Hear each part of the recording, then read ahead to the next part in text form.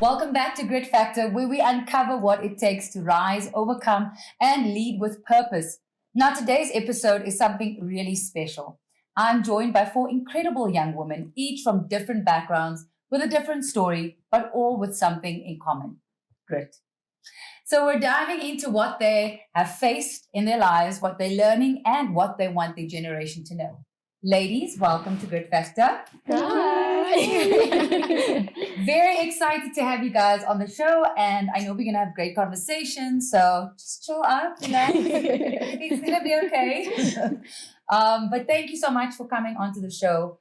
I think it's really something special when we can hear the voices of the generation. Like, what are you guys experiencing? What are challenges for you? But what are good things, and what are takeaways or things that you've learned that you can share with the viewers and people watching? Because Grit Factor is all about sharing stories, but also sharing valuable tools of how we can succeed. I learn from you, you learn from me, and that's how we grow. And so I think we'll kick it off. You can introduce yourself, just say your name, maybe what you do, and then just explain to us maybe a challenge that you've experienced in your life and how you sort of navigated that, and what you've learned from that experience. So we're going to start with Asia. Hi, my name is Asia. Hi, Asia. And I'm a model and I study politics.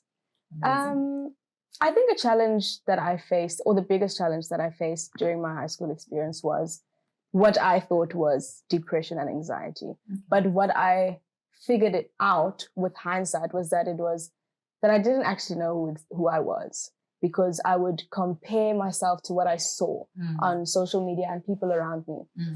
And when I actually took the time to sit with myself and think about, okay, but who actually am I, and who do I want to be? Where do I want to be in my life? I realized that, first of all, I'm comparing my whole being with one version of somebody that I'm seeing on social media. And yeah, like, it just takes time. You have to take time to sit with yourself and think, no, I can be who I want to be. I don't have to be this person. That's exactly why we are all different. Yeah, exactly. That's so good. And I think that experiencing depression and you're feeling some kind of way, but it's because you feel like you're not living up to someone else's standards or giftings or all of that. And I think it's so important for us to understand as individuals, we all have something that makes us amazing. Yeah. Like, it's a superpower. It's something that no one else has. And I think, when you're growing up, it's difficult, or you don't necessarily feel it. You understand it because you haven't found out who you are. Yes. So you're navigating this world, and, it's like just a crazy world with social media, people, the expectations. It's not even real. You see the best part of people's lives and their worlds and who they are. And they don't share with you the times where they are challenged and going through depression, anxiety, those kinds of things. And so I think it's important that when we find out what our gift is and what our superpower is, once you kind of know that and you believe that about yourself, it's a game changer. It makes your life so much different. And I know that you guys are, you're always in pursuit of what is your purpose, who are you, and how can you grow every day to become that person. Yeah. And so that's cool. So would you say that the lesson that you've learned from that was to not compare yourself? Yes, that was my number one lesson, was that comparing myself to somebody who I wasn't meant to be is only going to make me spiral more down. Yes. So it was just, and also, like, there's that saying that says comparison is the thief of joy. Yes, literally. Absolutely. Yeah. I love that. Yeah, because the more you compare and you see what you don't have. Exactly. It's like, oh my gosh, I don't have this. My world is like, I have like the worst life ever. Yeah. That's not true. Yeah. Chances are the person that you're watching, it's not even their car. Exactly. Do you know what I mean? People make things happen to position themselves in a certain way or show themselves in a certain way. And, you get that because it is social media. But at the end of the day, we don't then have to prescribe to what they are doing and what they have. Because it's something really specific that every single person is meant to be doing. So I love that. Thank you. Tiffany. Hi, I'm Tiffany. I'm a part-time student and I work at Standard Bank. So a challenge I would say that I faced in life was when my parents got divorced. Okay. when they got divorced, it felt like my ground underneath me was being shifted. Wow. Everything I knew that was stable suddenly wasn't. And it was just trying to navigate the new dynamic of two households, new routines, new everything. The hardest part was trying to be strong, not just for myself, but for my sister too. Yeah. It felt like I had this unspoken pressure that I had to hold everything together for her. Yeah. Wow. The way I overcame that was just giving myself permission to know, to feel everything. Okay. And also a huge part of me getting through that was my faith. When everything felt unstable, God was steady. Awesome. And it was knowing that He was going to bring me through it. And yeah. That's awesome. Thank you for sharing that, Tiff, because I think that, it's such a sensitive and difficult experience to go through, especially when you're a little bit older, I think, and you've grown up, this is all you know. And then suddenly your world changes. Yeah. And it's because I think life-defining moments happening sort of like in its time, it's almost like timing, okay, this is going to happen then, this is, but things like loss, and when people pass away unexpected, or when you lose the stability of your family home, that shakes you in a very different way. Yeah. And I think it's powerful that you say your faith has grounded you, because at the end of the day, and I truly believe, what if you don't have faith in God, what else do you do? Yeah. Like it's almost like you don't have another way out. And so so thank you for sharing that. I think it's valuable to know that your faith can strengthen you and keep you stable in a crazy world where you're experiencing all these challenges at a young age, and then having to help your sister who's even younger than you try and navigate through that. So that's awesome. Thank you. Jessie. Hey. My name is JC, and I work in media and production, and I sing sometimes. Can you sing something for us? I think for me, a challenge that I've faced for as long as I knew is definitely my identity and my confidence. I think when I was younger, I used to call myself introverted, timid. I think I've always had a bit of a soft nature. And when I started, obviously, going to school and getting to know other kids, it was really, I could see the difference between me and them. You get people in your class that's bold and outspoken, and I was timid. Like, I literally used to be, if someone walks in a room now, throw something on the floor and says, Jessie, pick this thing up. Like, I would do that thing. I never had a voice. I never spoke up for myself. And as I grew up, I realized it's because I never knew who I was. And I got so complacent and so comfortable with being this person that I wasn't even meant to be. I never knew the potential inside of me. Growing up, I was very timid, very soft-spoken. And as I think it was literally when I turned like 20, when I went to For Change, I went to For Change program, and we started talking about purpose and identity and who you are.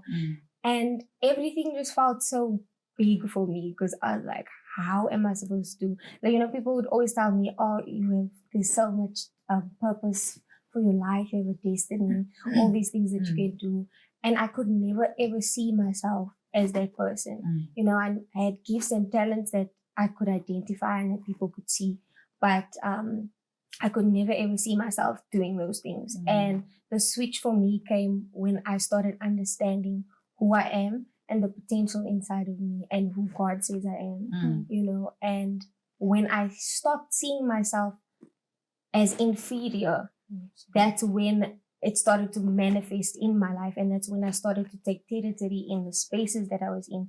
I had more confidence. I could walk in dominion. I was more confident than I've ever been. So I think, definitely just discovering who I am, my gifts, my purpose, what I was meant to do. And it's literally transformed my life. How did you go about doing that, like on a practical level?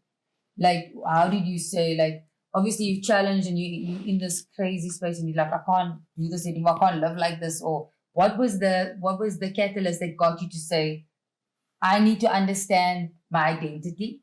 And then how did you do it? Sure. I think for me, I don't think I did it willingly. I think when I removed myself out of a certain environment and I was placed into, I think the people around me were at a different level than the environment that I used to be in. Okay. So I was forced to, it was essentially the people around me and the space and the environment around me forced me to grow up. Yeah. And I think there's a saying that says potential isn't squeezed out. No, it isn't. It doesn't flow and goes out. It's It's squeezed out. yeah. So I think just that pressure from putting myself in uncomfortable situations, doing things that I wouldn't necessarily want to do, challenging myself. Yeah. Coach, would you say something like sitting down and reflecting on who you are and what's like taking time for yourself to actually think about the person that you are? Definitely. I think I had to also, it's difficult when you don't believe in yourself because it's difficult to sit with yourself and see who you are when you don't even like who you are, Sure.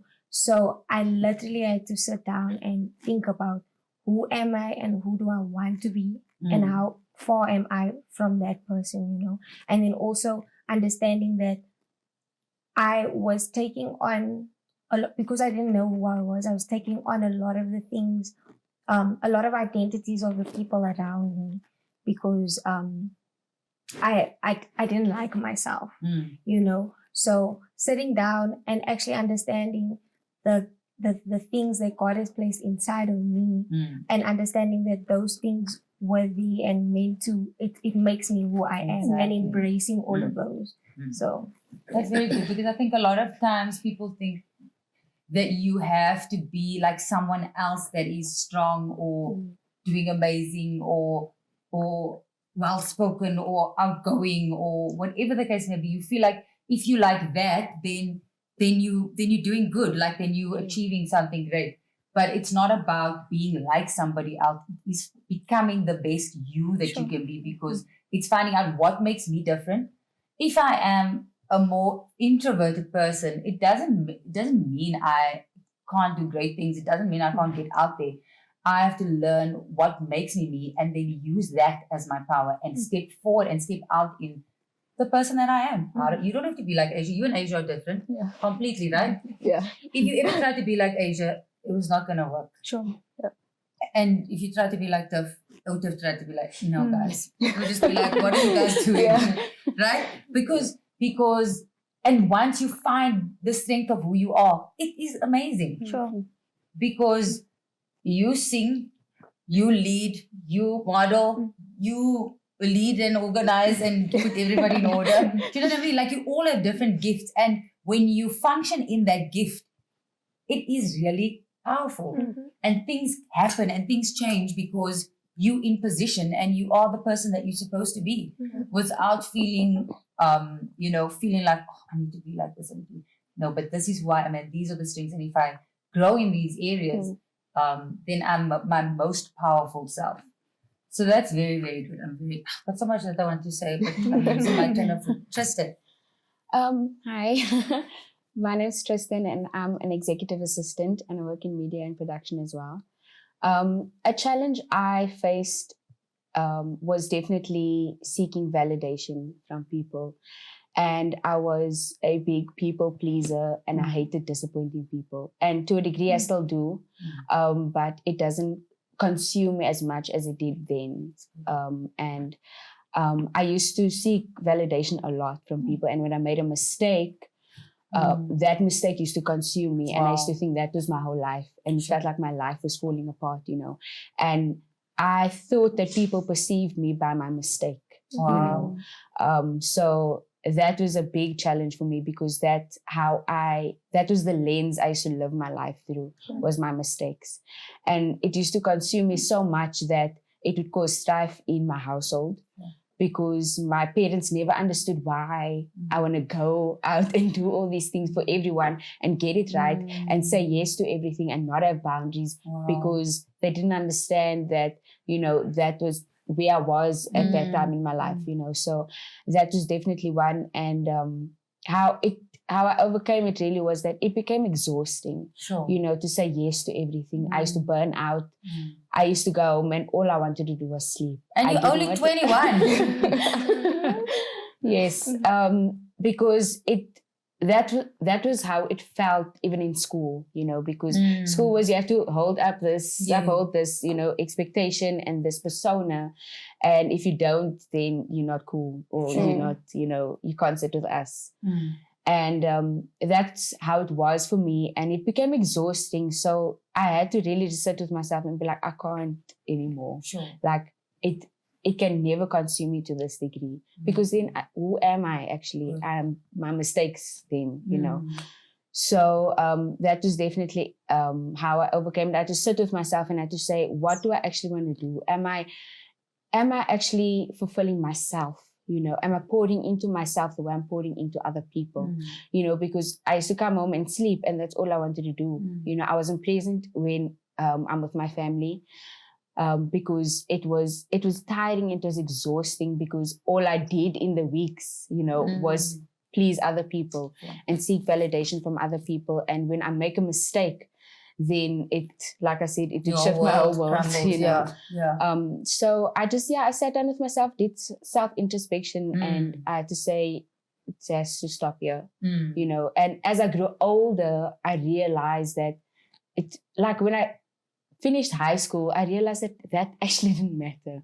None of that mattered. I mean, if I think about it now, I don't speak to half the people that I was like in school with, So I had to just sit with myself and say, this can't consume me the way that it does. Yes, mistakes are made and we grow from them. And I had to realize that. And that is the lesson I learned, was that we grow from our mistakes. It doesn't define who we are, And for me personally, it didn't define me, So it was challenging. It definitely was, to get out of that space. But I think it had to be done. And I'm glad that it did, because I would have still been sitting in the same place that I was then. Yeah. So what was the lesson that you took out of that? It is not to be defined by my mistakes, that, and I have to still constantly remind myself of that, and it was a work in progress, and it still is. But now I'm a little bit more mature to realize that. So when I feel that feeling and when it becomes overwhelming, now I understand what it is, and I can say, okay, Justin, don't let this thing consume you. How can we fix it? How can we grow? And realizing that people aren't seeing me like that. I saw myself like that. Yeah. And people can only see you the way you see yourself. So it felt weird because people are treating me the way I'm seeing myself. And it was like, oh, but why are you being weird? Why are you treating me like this? But it wasn't even them. It was me and the way I was seeing myself. So that perspective change was a big thing for me. That's so good.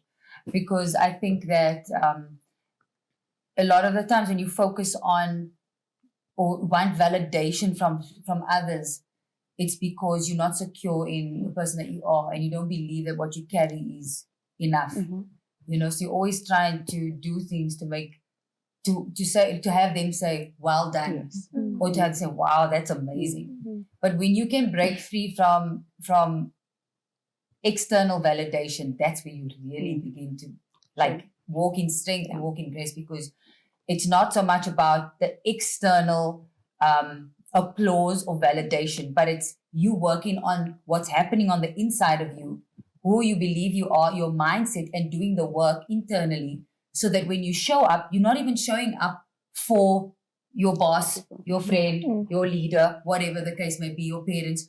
You're showing up in that specific way because that is who you are. You're not trying to get your father to say, well done, you are so amazing, and whatever. Do you know what I mean? And it's a real thing, because sometimes especially when it's like a performance based, where you want to do a thing because you're seeking somebody else to give you that validation so that you can feel good about yourself. But when you understand what you carry and you do the work, and you can actually do it because you know it's the right thing to do, and it's because who you are as a human being, then you show up like that, and that's your power. And then it doesn't matter what people say about you, say to you, don't say to you, never give you a thank you, never clap hands for you or anything. But you still okay. You grounded because you understand that your worth doesn't come from external applause. It comes from your validating who you are and understanding this is who I am. And when I grow in myself, then I'm strong. And when I'm strong, I'm able to help other people. And also, I love what you raised about people see you the way you see yourself. People treat you the way you treat yourself. And I think that mindset, Tiff, we speak a lot about mindset and how your mind governs everything that you do in life. And so when we carry this specific negative perception about ourselves, everybody else catches that. It's like contagious. Yeah. Do you know what I mean? Because when you think about a thing, it generally comes out of your mouth, and then your behavior aligns with your words and what you're thinking about. So if you're constantly thinking, you've got this negative self-perception, it really is, you literally act it out, manifest it in wherever you are in your world. And so I think that the fact that you're able to have realized that at such a young age is amazing, because adults struggle like for years with it. And I know it's always a work in progress. For myself, I know also it's a lot of times I have to purposefully and intentionally manage my mind, what I think and say about myself, so that when I show up, I don't show up as sad Susie or whatever the case may be. Do you know what I mean? Because when I think that way, then when I show up in a room, I'm showing up with that sad energy, and everyone else is affected, and it's just a ripple effect. But I think it's powerful that you mentioned that it's understanding that you need to change the way you view yourself. Okay, so we spoke a lot about all of the challenges. I want to know, what are you guys currently learning? Because of course, you never want to be like stagnating or just sort of plateauing at a mediocre level. You always want to be learning something new, upgrading yourself, maybe a skill, maybe something that is more personal, spiritual, or whatever the case may be. Maybe just share what is the thing that you are currently working on or learning. Is there specific books that you may be reading that you can share with us? Asia, you are next. Number one. I think the biggest thing that I'm learning right now is not to undermine myself and my capabilities, because in the past I'll undermine myself, but then I actually perform this thing, and then I'll see, okay, but I can actually do it. And your mind will play tricks on you and tell you, you'll even come back to another space where you have to tackle something, and your mind will tell you, I can't do it. But if you look back, you've done it. You've literally done it. So I think for me, it's not undermining myself. Good. And also, the book that I'm reading, or that I have read, that really helped me a lot is Battlefield of the Mind. It talks a lot about how, like you're saying, your mind governs everything that you do. And it also is about self-talk and the way that you talk to yourself when nobody else is listening. If you're telling yourself, I can't do this, or wow, this is a bit tricky, that's what it's going to be. It's going to be tricky and you won't do it. So just talking positively to yourself and having a positive perspective and outlook on what it is that you have to do, and knowing that you actually can do it. It's not. That's amazing. Because I think once you actually do it, like you say, when you do it, you eventually find, this is not so bad. I think about the first time I had to do a speech from South Africa. I had a sleepless night, and I was like so in my head about everything. And you're so nervous because you're like, I've never done this before in front of so many people, like all these women, and that one's gonna be there, and you doubt yourself. But when you actually step out of that fearful place, or that place of comfortability, and you step out into the unknown, and you take a risk and you bet on yourself, you're like, okay, that wasn't so bad. That was actually good. And maybe I can do better. I know that there's things that I can improve on. But I'm not going to go back to, oh my gosh, I was fearful. No, now I'm back at where I left off. Right. And then I start from that point and build and grow from there. So that's really good. So, I think what I'm learning is just to be more kind and patient with myself. Awesome. It's easy to want to rush growth, know what's happening in the future, comparing yourself to others. But it's just about knowing that development takes time. Good. And it's okay to be in progress and part of the process. I'm also learning, to add on to that, as something as simple as being kind to yourself is not always easy when you have such high standards for yourself or feel the weight of expectations.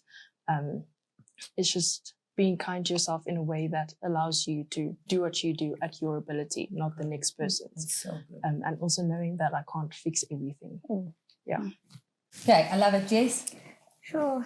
I think I'm just learning the value of time. I think something that I'm living by in this moment is what you do in time will determine what your next season looks like. Good. So I'm trying my best to manage my time, steward my time, invest in myself, and every gifting that I have, learning, growing as much as I can. And also just being disciplined and diligent with the time that I have, the things that I have, the resources. Yes. I mean, I'm just trying to teach myself everything at this point. But to grow in my field and to add value to myself. Awesome. I think one of the best investments you will ever make is in yourself. And I think people maybe sometimes feel like it's a selfish statement, or it's, how can you say that? There's other people that you must be like care, but you cannot give and you cannot pour out from an empty vessel. Sure. If you have no knowledge of a specific thing, or if you've never experienced anything and you've never learned something different, how do you then help somebody else? You can't. And so investing in yourself and pouring into yourself to a point where you become more valuable to the people around you. You become more valuable to an organization, wherever you're working, or your family and the people that are sort of looking up to you, that are in your world. Investing in you and allowing yourself to grow and become better at the person that you are. I think that is so underrated, because it's the thing that makes all of the difference in how you take risks, how you step out of fear and you show up, and then you give people permission to do the same. And in that way, you then are able to help someone else because you have something to actually give them. So investing in you is really, really good. I really love that. Yes. Something I'm definitely learning in this time for me is asking for help. Because I consider myself independent. I don't wait for nobody. I will do this thing by myself. I'm going to leave and do the thing what I need to do. And that's what it's going to do, But I had to learn to ask for help because, again, it goes strife in my household. Because I never used to ask anybody, If my father asked me to get something on my way back from work, I wouldn't get it and I wouldn't say anything because I didn't want to ask, because I always felt like asking somebody was putting my burden onto them. Sure. And I had to realize that asking for help doesn't mean weakness. It doesn't mean you're weak, because somebody else could have wisdom that you need for the thing that you need to get done. And I also just had to realize that it's okay to ask for help. It's really fine, Nobody's world is going to crash. Nobody's going to die because you ask for help, And 10 times out of 10, it helps, for where you're at. Because if somebody else can share the load with you, if somebody can carry the weight with you, it helps for where you want to go, for the task that you want to complete, for the vision that you want to get to, because everybody can bring different ideas and different perspectives, to what you need to get done. And just that urgency of asking for help, because it's not a thing on the inside of me. I don't want to ask for help again because I don't want to put that burden onto somebody else. And it ties in with what I said earlier, is that I don't want to make a mistake. And that's why I don't want to ask for help, because I know I can get it done. But half the time when I don't ask for help, I get it wrong because I don't know, and I'd rather struggle on my own than ask for help, But I've learned now, actually the hard way, to ask for help, because my father had to sit me down and say, this is what you need. Why are you not doing this? And I had to be honest and open with him, and he actually reassured me that it's okay to ask for help. So yeah. That's good, Jess. I love that. I think that it's good that you're open to someone else, like seeing the flaw or it's sort of like the challenge you're dealing with, and you allow them to help you and say that thing is not like, it's not the best way to do things. Can I show you? Because sometimes people don't want to hear from someone else. Do you know what I mean? But the fact that you're open and you're willing to have someone teach you and someone share their experience with you, it helps to accelerate your growth. So that's very good. Okay, guys. So I think the last thing we're going to go quickly is just to share something that you believe your generation should know.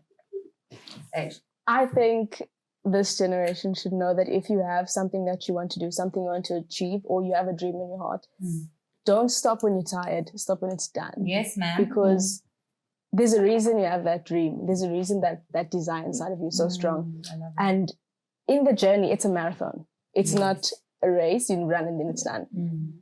In the journey, there will be times when you lose motivation because motivation doesn't last. You have to kick discipline in. You'll lose motivation and you'll get tired, but you can't stop there. That's exactly when you need to push further. Like Jess was saying, potential isn't oozed out, it's squeezed out. So you need that pressure, you need that pressing to get to the place that you want to be. So I would say that. I love that. Yes. Thanks, Ash. Yes. I think I would say just because you're not where you envisioned yourself to be doesn't mean you're behind.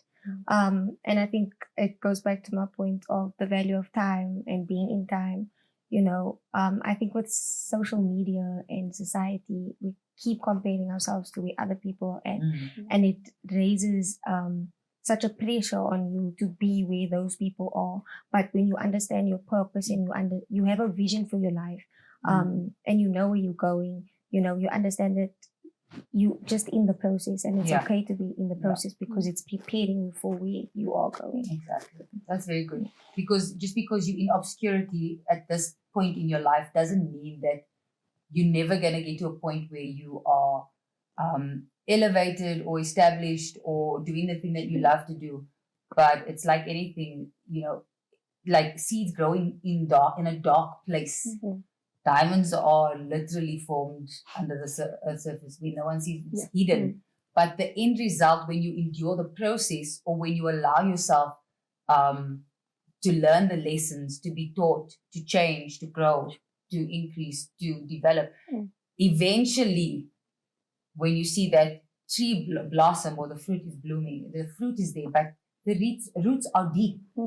There's something that is grounding you. There's something that is holding you down, that even when the fruit falls off in the off season, best believe in the new season, harvest season, there's another fruit. Why? Because it's not short-lived. It's not a quick fix. Sure. It's something that has been processed over time and that no one can take away from you. So that's very good. What I would say is you don't always have to have everything figured out, but you do need to stay grounded. We're a generation with so much creativity and potential, but we often get lost in the noise and the pressure. So my message is don't chase platforms more than you chase purpose. Stay rooted in who you are. I love that. Stay rooted in who you are, your values and your why. Continue to choose growth even when it gets uncomfortable, and never underestimate the power of consistency. What you do in the dark will shine in the light. Oh my gosh. That's great. Thank you. Mine is really just do it, do it scared, do it tired, do it even when it's uncomfortable. Like Tiff said, growth is uncomfortable. It's not easy. It's messy sometimes, and be okay to make mistakes, because mistakes are opportunities for growth. Yes. And take that leap of faith. And even if it's uncomfortable, because sometimes it is, and you don't know what to do when you're scared, but your breakthrough can literally be on the other side of you just taking that leap of faith. Wow, guys, I don't even know how to end this. Truth bombs everywhere. Okay, we're going to do some fun things quickly before we end. I'm going to do some rapid fire questions. Okay, so the first one says, a song that's currently on repeat. It's called Rapid Fire. Sing of Your Love by Joe Albon. Joe Albon. Go. You had 5 seconds to speak. Champion by Dante Bowe. Great. Forever Yahweh. Actually, I don't know what he's by, but yes. Just 2. In the mighty name of Jesus. And any other piano song. Okay, cool. Okay, Steph. Something you wish more people your age understood. Can we go that side? Okay, just. Growth is uncomfortable. Okay. Oh, that there's something inside of you that is going to change somebody's life. There we go. I think it's very similar to what Asia said, but everything that you need to win in life is already inside of you. You literally just have to make the choice to. Very good. Okay, love that. Okay, Jess, your go-to self-care ritual. A maintenance day, like hair, nails, lashes, Nice. everything. Love it. And Gym. yes. Could be just chilling at home, like just taking it slow. Okay. Retail therapy. I love it. Okay. Okay, one word that describes you today. More confident. I think brave. Good. Fulfilled. Okay, cool. Jess, what does grit mean to you in one sentence? I think it means getting up after you fall. Good. Love that. For me, grit means doing it when it's hard, doing it when you're tired, doing it when you're bored, and doing it even if you don't see results. That's similar to age. No, stop. It's doing it even though you don't know, in the unknown. Good. Love that. Not stopping when it gets hard or when no one shows up. Amazing. Thank you, ladies. And that wraps up our episode. Thank you so much. I just think it was so powerful to hear how much you guys have experienced, how much you care about your purpose and becoming the woman that you know that you've been created to be, and fulfilling purpose. That for me is really, really powerful and inspiring. And I guess there's a proverb that says, out of the abundance of the heart, the mouth speaks. So when you hear somebody speaking, you see what's in their heart. They're literally speaking what's on the inside of them. And that's evident with what you guys have shared today. And I know that you guys are also different, and there's so many giftings and talents that you have collectively, but then also individually. And I know that you have a desire and a hunger to make a difference in other people's lives. And so I'm excited to see that. I'm excited to see you guys grow and blossom and like be at the top of whichever industry and space that you desire to be. And if you continue with these principles that you taught me today, then I know it's definitely going to happen. So thank you so much. I love you all. Thank you for joining Grit Factor. I hope we can do this again. I think we should. Yeah, that's it from us today. Hope you enjoyed the show. Hope you enjoyed and have been inspired by these young women that are really purpose-driven. And I hope that you took something valuable away that you can implement in your life. So thank you so much for joining us. We'll see you next time on Grit Factor.